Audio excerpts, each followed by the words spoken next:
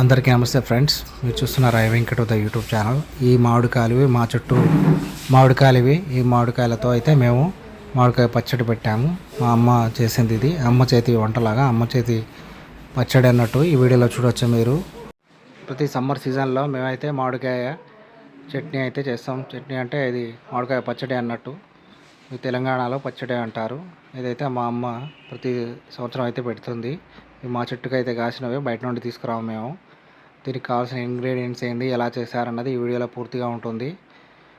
ఎల్లిపాయలు, మెంతులు, ఆవాలు, మేమైతే విజయ నూనె వాడాము దీనికోసం ఒక జాడి తెచ్చాము, పెద్ద జాడి. చూడవచ్చు మీరు 20 నుండి 25 కాయల వరకు ఉన్నాయి అవి మామిడికాయలు. ఆ మామిడికాయలతో అయితే ఈరోజు మామిడికాయ పచ్చడి చేసిన వీడియో మొత్తం అదే ఉంటుంది. చూడవచ్చు మీరు. దీనికోసం అయితే మనం ఫ్రెష్ ఇంగ్రీడియంట్స్ తీసుకురావాలి. ఫస్ట్ మామిడికాయలను శుభ్రంగా కడుక్కోవాలి. కడిగి దాన్ని ముక్కలుగా నీట్గా కట్ చేసి దాన్ని మొత్తం క్లీన్ చేసుకోవాలి. క్లాత్తో మొత్తం తుడవాలి మామిడికాయలని. తర్వాత ఇంట్లోనే ఫ్యాన్ కింద దాదాపు 3-4 గంటలు ఎండబెట్టాలి.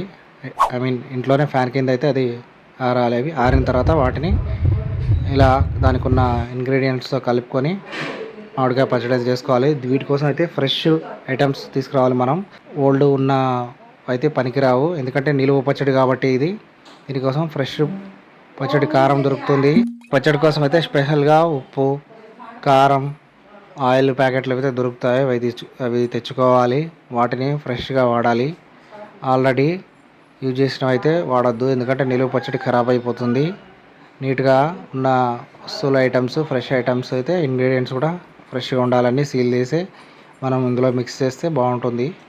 నిలువ పచ్చడి అనేది చాలా రోజుల వరకు వస్తుంది. ఇది ఉప్పు కూడా తగినంత వేసుకోవాలి. ఇప్పుడు నేను కరెక్ట్గా అయితే చెప్పాలండి. ఇది మేమైతే 20-25 కాయలకు అయితే తగినంత ఉప్పు, తగినంత కారం అయితే వేసాం. మీరు ఎంత ఇప్పుడు సపోజ్ మీరు ఒక 4 కాయలతో తీసుకున్నారంటే దానికి తగినంత ఉప్పు, ఆవాలు, ఎల్లిపాయలు ఇలాంటివి తగినంత తెచ్చుకోవాలి. అవి అయితే యాడ్ చేయాలి. చూడండి, ఒక ప్రొసీజర్ ఉంటుంది. ఇది ఒక ప్రొసీజర్ ప్రకారం మాత్రమే చేయాలి. ఇది ఎలా పడితే అలా చేస్తే ఖరాబ్ అయిపోతుంది. స్టెప్ వైజ్ చూడండి. ముందు ఏమేమి కావాలి, మామిడికాయల్లో కొన్ని మిక్సీ చేసిన మిక్సీ జార్లో ఉన్న ఆవాలు, జీలకర్ర అవన్నీ వేసుకోవాలి. దాని తర్వాత కారం యాడ్ చేయాలి. దాని తర్వాత ఉప్పు యాడ్ చేయాలి. దాని తర్వాత ఆయిల్ యాడ్ చేయాలి. ఇలా ఒక ప్రొసీజర్ ఉంటుంది. ఈ వీడియోలో అయితే మీరు చూడవచ్చు.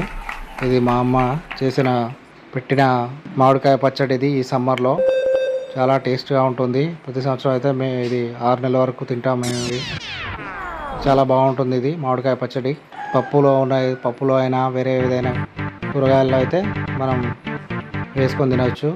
అంత బాగుంటుంది. ఇది కాయలు కూడా చూసారు కదా మీరు. మామిడికాయలు చాలా ఫ్రెష్గా ఉంటాయి. పెద్ద పెద్ద కాయలు. ఇలాంటి కాయలు దొరకడం ఉంది బంగారుపల్లి టైప్ అన్నట్టు. ఈ కాయల అడ్వాంటేజ్ అయితే పులుపు బాగుంటుంది.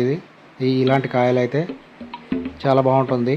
పచ్చడి కూడా బాగా అనిపిస్తుంది. పసుపు స్టెప్ బై స్టెప్ చెప్పాను కదా. స్టెప్ బై స్టెప్లో నెక్స్ట్ స్టెప్ పసుపు యాడ్ చేసుకోవాలి. ఇప్పుడు ఇంగ్రీడియంట్స్ అయితే మీరు వీడియోలో చూడవచ్చు. ఎలా మిక్స్ చేస్తున్నారు, ఎంత టైం పడుతుంది అనేది ఈ వీడియోలో అయితే పూర్తిగా చూడండి. మీకు ఈ వీడియో నచ్చితే లైక్, షేర్ అండ్ సబ్స్క్రైబ్ చేయడం అయితే మర్చిపోవద్దు. Thanks for watching I Venkat the YouTube channel.